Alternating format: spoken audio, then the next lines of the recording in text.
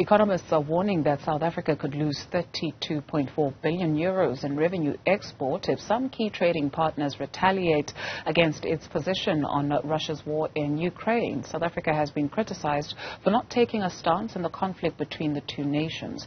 We're now joined by economist Ndivhuho Netshitenzhe to take us through some of the numbers. Thank you very much for your time this afternoon.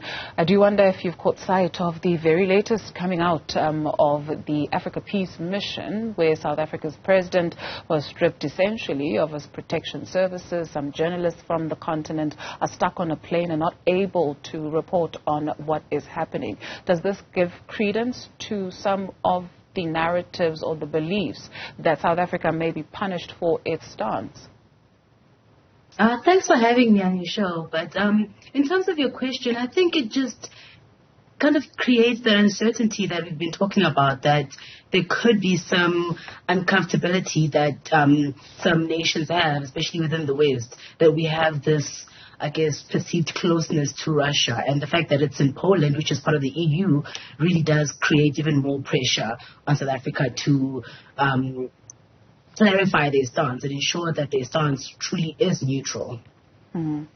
Okay, let's get into the business of the invite today that South Africa could stand to lose as much as over $32 billion in export revenue. What does that mean? And if you could break it down for us. So basically, this is in terms of economic trade in South Africa. What we did as economists at Stanlib is we took all the trade that South Africa has with the US, along with the trade that they have with the EU, because the US and the EU are allies, right? So whatever would happen in the US is likely to be followed on with the EU doing the same thing.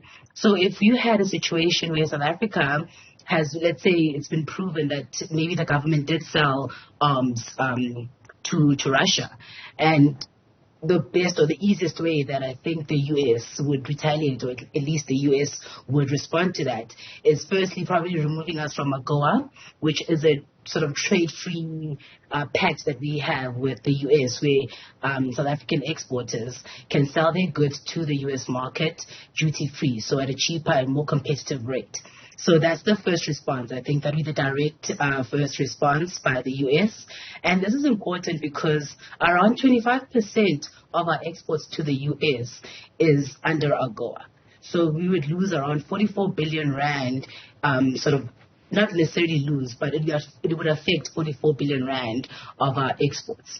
Now, if the EU does the same thing, it's actually even more detrimental because our sort of preferential access to the EU market affects almost all of our goods that we send there. It's over 98%.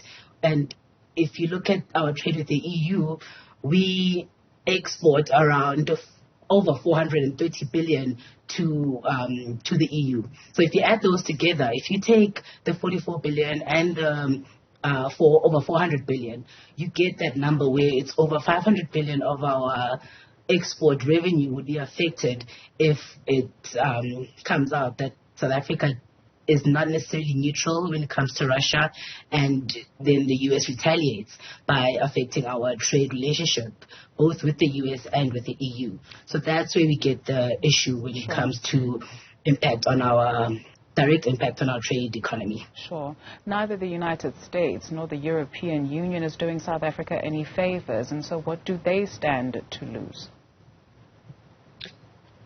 Well, I think they sort of, because the idea of having the AGOA Pact and the EPA Pact is to try and improve.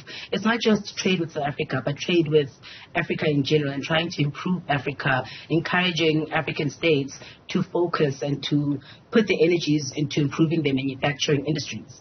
So historically, African countries are known to export raw materials. So our commodities are our biggest exports. They still are. But these pacts, the AGOA Pact and the EPA Pact with the EU, are meant to try and help us improve our manufacturing. And that is sort of, I guess, would become one of the successes that the U.S. can talk about when it comes to what they've done to contribute to Africa's prosperity, or within South Africa's prosperity. So I think that's what they get. And they get, I guess from a political perspective, they get to have Africa as an ally, because we are them, and we are more involved with them economically and financially. So I think that's what they get to have, a sort of a political ally when it comes to Africa, and to have sort of bragging rights as to being one of the nations that helped Africa develop into a strong manufacturing hub.